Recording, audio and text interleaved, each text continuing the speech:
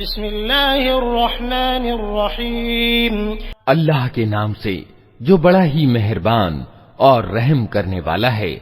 والنازعات غرقا والناشطات نشطا والسابحات سبحا فالسابقات سبقا فالمدبرات امرا يوم ترجف الراجفة تتبعها الرادفة قلوب يومئذ واجفة ابصارها خاشعة۔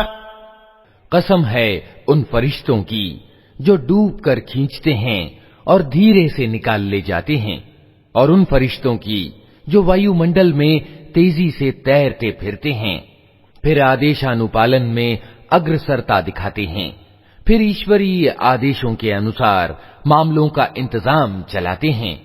جس دن ہلا مارے گا بھوکمپ کا جھٹکا اور اس کے پیچھے ایک اور جھٹکا پڑے گا، کچھ دل ہوں گے جو اس دن ڈر سے کانپ رہے ہوں گے، نگاہیں ان کی سہمی ہوئی ہوں گی۔ يقولون أئنا لمردودون في الحافرة أئذا كنا عظاما نخرة قالوا تلك إذا كرة خاسرة فإنما هي زجرة واحدة فإذا هم بالساهرة۔ یہ لوگ کہتے ہیں کیا واستو میں ہم پلٹا کر پھر واپس لائے جائیں گے؟ کیا جب ہم کھوکھلی جیرن ہڈیاں بن چکے ہوں گے؟ کہنے لگے یہ واپسی تو پھر بڑے گھاٹے کی ہوگی، حالانکہ یہ بس اتنا کام ہے کہ ایک زور کی ڈانٹ پڑے گی اور اچانک یہ کھلے میدان میں موجود ہوں گے۔ هل أتاك حديث موسى إذ ناداه ربه بالوادي المقدس طوى اذهب إلى فرعون إنه طغى فقل هل لك إلى أن تزكى وأهديك إلى ربك فتخشى فأراه الآية الكبرى فكذب وعصى ثم أدبر يسعى فحشر فنادى فقال أنا ربكم الأعلى فأخذه الله نكال الآخرة والأولى إن في ذلك لعبرة لمن يخشى۔ کیا تمہیں موسیٰ کے قصے کی خبر پہنچی ہے جب اس کے رب نے اسے طوٰ کی پوتر گھاٹی میں پکارا تھا کہ فرعون کے پاس جا، وہ ادنڈ یعنی سرکش ہو گیا ہے، اور اس سے کہہ کیا تو اس کے لیے تیار ہے کہ پوترتا اپنائے اور میں تیرے رب کی اور تیرا مارگدرشن کروں تو اس کا ڈر تیرے اندر پیدا ہو۔ پھر موسیٰ نے فرعون کے پاس جا کر اس کو بڑی نشانی دکھائی، مگر اس نے جھٹلا دیا اور نہ مانا۔ پھر چال بازیاں کرنے کے لیے پلٹا اور لوگوں کو اکٹھا کر کے اس نے پکار کر کہا میں تمہارا سب سے بڑا رب ہوں۔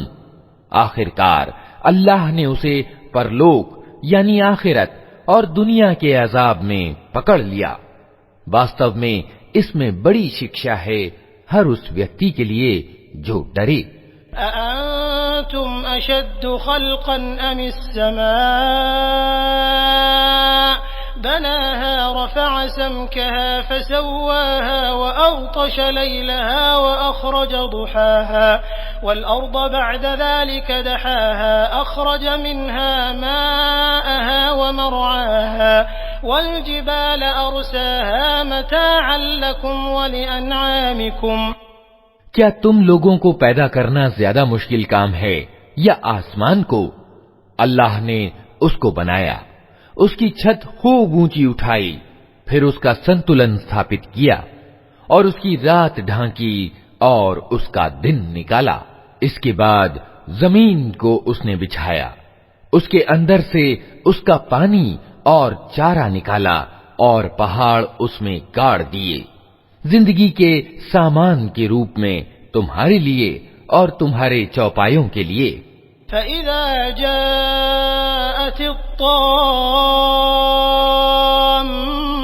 الْكُبْرَى يَوْمَ يَتَذَكَّرُ الْإِنسَانُ مَا سَعَى وَبُرِّزَتِ الْجَحِيمُ لِمَنْ يَرَى فأما من طغى وآثر الحياة الدنيا فإن الجحيم هي المأوى وأما من خاف مقام ربه ونهى النفس عن الهوى فإن الجنة هي المأوى. پھر جب وہ بڑا کولاہل مچے گا جس دن انسان اپنا سب کیا دھرا یاد کرے گا اور ہر دیکھنے والے کے سامنے دوزخ کھول کر رکھ دی جائے گی، تو جس نے سرکشی کی تھی اور دنیا کی زندگی کو پراتھمکتا دی تھی دوزخ ہی اس کا ٹھکانہ ہوگی، اور جس نے اپنے رب کے سامنے کھڑے ہونے کا ڈر رکھا تھا اور جی کو بری اچھاؤں سے روکے رکھا تھا جنت اس کا ٹھکانہ ہوگی.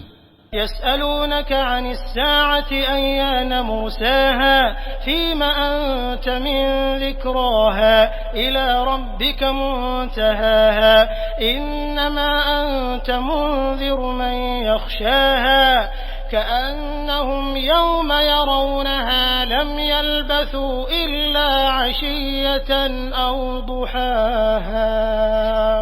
یہ لوگ تم سے پوچھتے ہیں کہ آخر وہ گھڑی کب آ کر ٹھہرے گی، تمہارا کیا کام کہ اس کا سمے بتاؤ، اس کا گیان تو اللہ پر سماپت ہے، تم صرف ساودھان کرنے والے ہو ہر اس ویکتی کو جو اس سے ڈرے. جس دن یہ لوگ اسے دیکھ لیں گے تو انہیں یوں محسوس ہوگا کہ دنیا میں یا موت کی حالت میں یہ بس ایک دن کے پچھلے پہر یا اگلے پہر تک ٹھہرے ہیں.